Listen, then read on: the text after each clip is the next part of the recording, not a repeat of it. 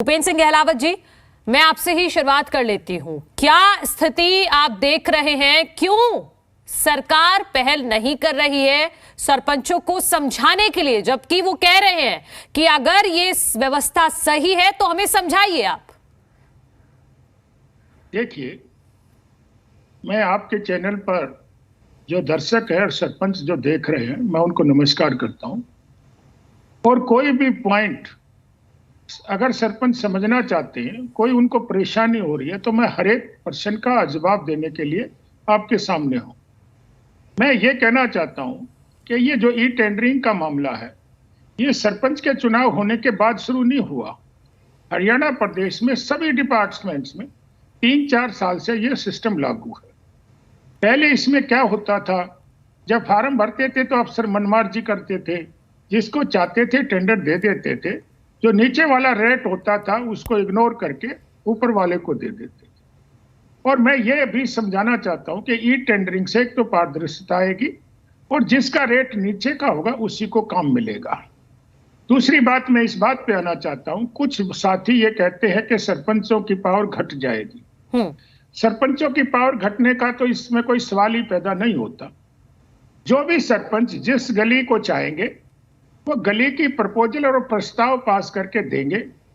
सरकार के जो जेई और एसडीओ होंगे वो जाके उनका एस्टीमेट तैयार करेंगे और जो एक्सपीरियंस पर्सन होगा, ठेकेदार होगा, चाहे सोसाइटी होगी, उनकी क्लास होगी, वो उसमें टेंडर भरेंगे और जिसका रेट सबसे कम होगा उसको टेंडर दिया जाएगा।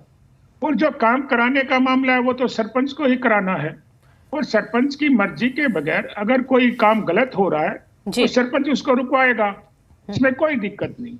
और जब तक सरपंच की एनओसी नहीं जाएगी और लेकिन सवाल ये है भूपेंद्र जी, जो आप समझा रहे हैं, आप ये सरपंचों को समझा क्यों नहीं पा रहे हैं?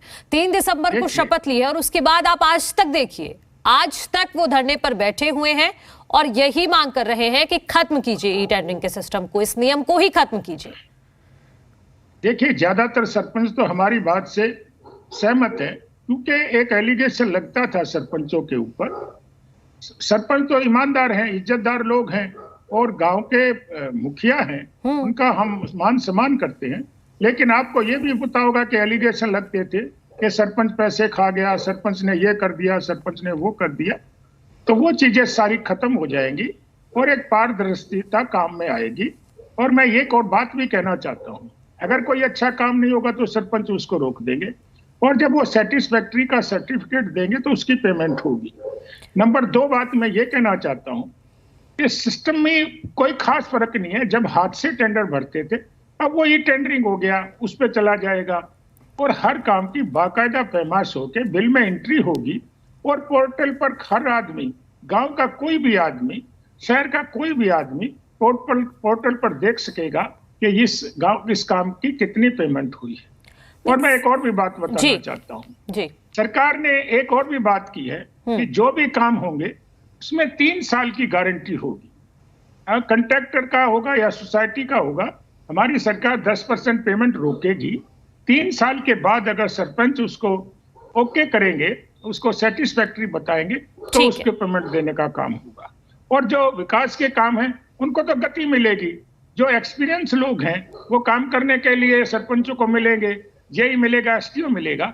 सरपंचों को दिक्कत क्या है वो मुझे बताएं, मैं उनका जवाब देने के लिए तैयार बैठा हूं। ठीक है।